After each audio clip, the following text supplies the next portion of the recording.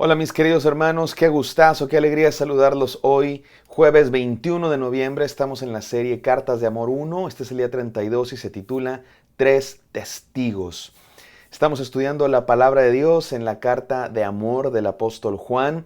Y recuerden que estamos estudiando una sección así medio enredada, que es de difícil interpretación, y vamos a tratar de aplicarla a nuestra vida. Pero yo quiero enfatizar aquí, es importante que todos recordemos que lo que estamos haciendo en estos devocionales no es simplemente ofreciendo reflexiones bonitas, comentarios positivos.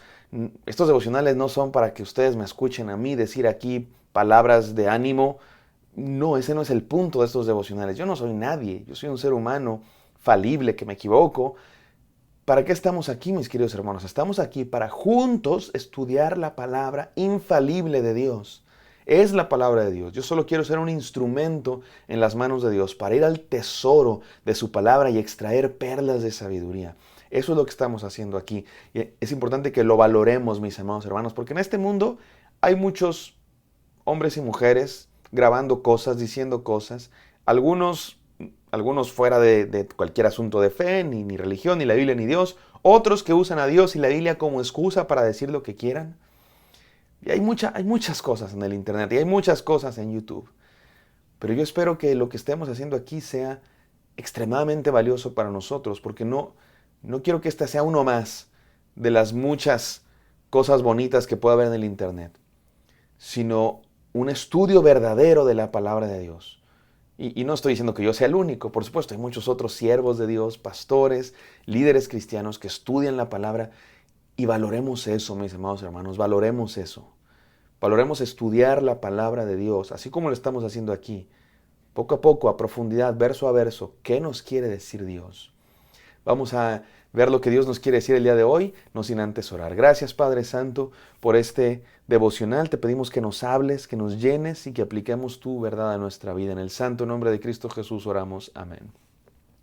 Amén, queridos. Vamos a Primera de Juan 5, del 7 al 14, dice, al 12. Dice así la palabra de Dios. Porque tres son los que dan testimonio en el cielo, el Padre, el Verbo y el Espíritu Santo, y estos tres son uno. Vamos a seguir leyendo, pero nota cuántas veces va a decir el apóstol testimonio o algo que tenga que ver con testimonio y también hijo de Dios. Nota esas dos cosas. Versículo 8. Y tres son los que dan testimonio en la tierra, el espíritu, el agua y la sangre, y estos tres concuerdan.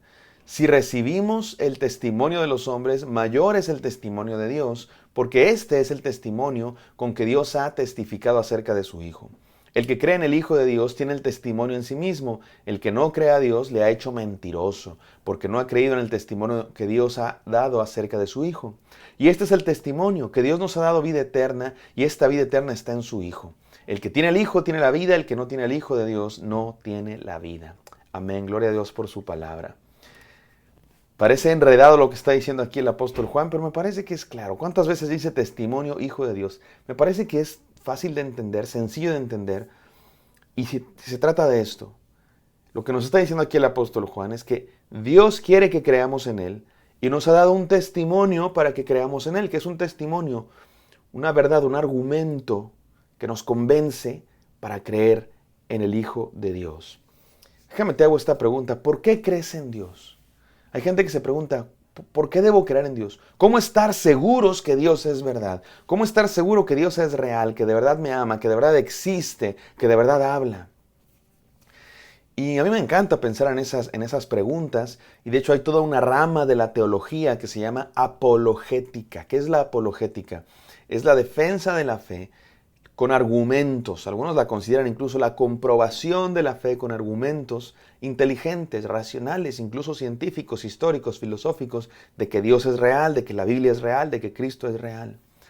Y hay muchos argumentos. Yo te puedo hablar del origen del universo y del inicio del universo. Si existe algo, tiene que haber alguien que lo creó. El orden del universo, si hay un orden, si hay un diseño, tiene que haber una mente inteligente que lo diseñó. La vida, el ser humano, si hay vida, tiene que haber alguien que creó la vida. Y después hablamos de la Biblia y de Jesús y de un montón de cosas. Y hay argumentos inteligentes. Pero te digo algo. Dos cosas. Número uno, es un asunto de fe. Y ahora, eso de que sea un asunto de fe no significa que sea un asunto de superstición o de... No, lo que quiero decir es que es un asunto de entrega. de decisión. Hay gente que decide no creer en Dios y entonces le crea todos los contraargumentos en contra de Dios. Hay gente que decide creer en Dios y se da cuenta de la verdad. Pero es un asunto de decisión, no es un asunto de mente, es un asunto de el corazón. Y número dos, no necesitamos argumentos. Es bueno, a mí me encantan los argumentos. Me encantan los argumentos y me parece que son convincentes, efectivos, irrefutables.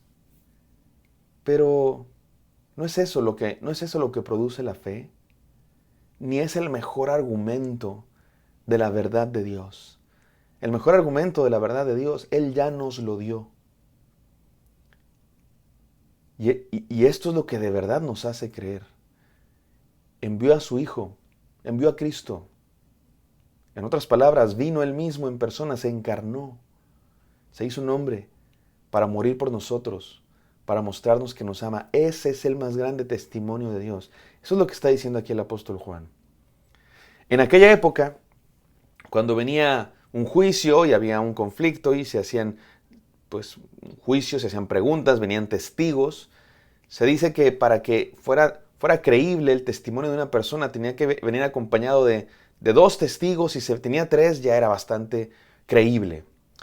Eso es lo que está queriendo decir aquí el apóstol Juan. El testimonio de Dios es lo más creíble del mundo. Y hay tres que dan testimonio de Él. Y aquí voy a hacer un pequeñísimo paréntesis. Pensé no decir esto, pero después pensé, muchos de los que están escuchando seguramente van a sus Biblias y tienen Biblias de estudio, y algunas de estas Biblias tienen nota al pie. Y hay una sección aquí del versículo 7 que muchas Biblias no incluyen. En algunas Biblias no está este versículo, donde dice, tres son los que dan testimonio en el cielo, el Padre, el Verbo y el Espíritu, y estos tres son uno. Hay muchas versiones de la Biblia que no incluyen estos versículos y la gente se espanta. ¿Cómo es posible que algunos están mutilando la Biblia? No hay nada de qué alarmarse, no hay nada de qué temer. La verdad es que es muy probable que este texto no haya estado en el manuscrito original. ¿Cómo acabó en nuestras Biblias? Bueno, lo más probable es que un escriba, uno de los que copiaban antes de que hubiera imprenta, la gente copiaba a mano la Biblia, y a alguno de los escribas le gustó mucho este texto y probablemente le puso una nota ahí al margen.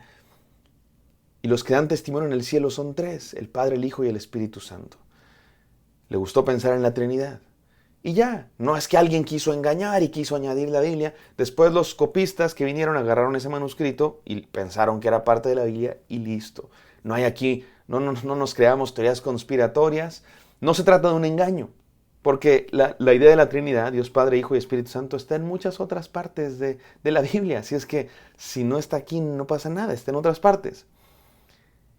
Y tampoco significa, porque aquí es donde algunos se creen teorías conspiratorias, tampoco significa que la Biblia está llena de pasajes tergiversados. Si este pasaje no estaba, ¿cuántos otros han sido tergiversados y manipulados? No es posible. La Biblia que tenemos no es la Biblia verdadera. Hay quienes nos están escondiendo y hay secretos en el Vaticano.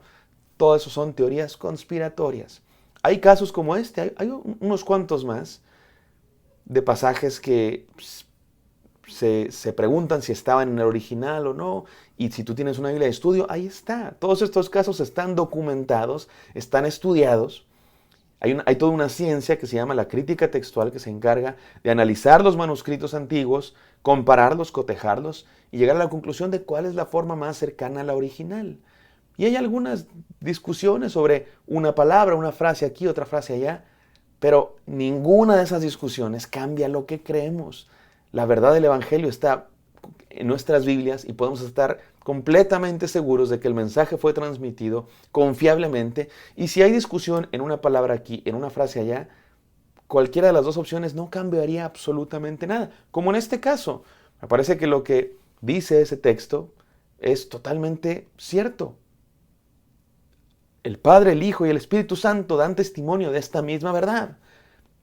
Así es que no hay ningún problema. Si se descubre que sí estaba en el original, padrísimo, lo seguimos leyendo. Si no, no pasa nada. Algunas versiones lo traerán, otras no, pero la verdad sigue siendo la misma. No hay ningún cambio. Se cierra el paréntesis y termino diciendo entonces, mis queridos hermanos, que este pasaje del apóstol Juan lo que nos está diciendo es esto. Dios nos dio su testimonio más fehaciente.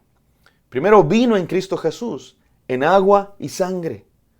Fue bautizado y murió en la cruz. Y después el Espíritu Santo es el que nos convence. El Espíritu Santo es Dios trabajando en nuestras vidas para que creamos en Él. Si esto no nos hace creer, mis amados hermanos, ya nada nos va a hacer creer. Si esto no nos hace creer, ya es nuestra decisión. Decirle a Dios mentiroso.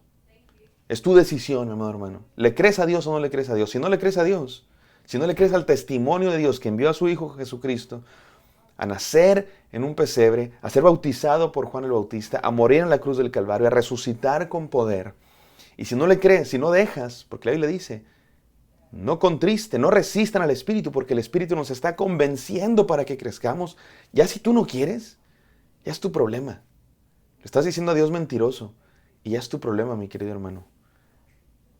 Un día te las verás con Dios. Y te preguntará, ¿por qué no creíste en mí? ¿Por qué me llamaste mentiroso? Creámosle a Dios, que Él es verdad, que nos ama, que envió a Cristo Jesús para morir por nuestros pecados. Creámosle a la evidencia, al argumento, al testimonio de su amor en Cristo Jesús. Vamos a orar. Gracias, Padre Santo, te agradecemos tanto por este mensaje. Creemos en ti con todo nuestro corazón. Te creemos, Señor. Creemos tu testimonio, que es en persona. Viniste a visitarnos, a amarnos, a morir por nosotros, a resucitar y a salvarnos. Te creemos con todo nuestro corazón en el nombre santo de Cristo. Amén. Amén, queridos. Espero esto haya sido de bendición para ustedes. Me encantaría encontrarlos el día de mañana. Bendiciones.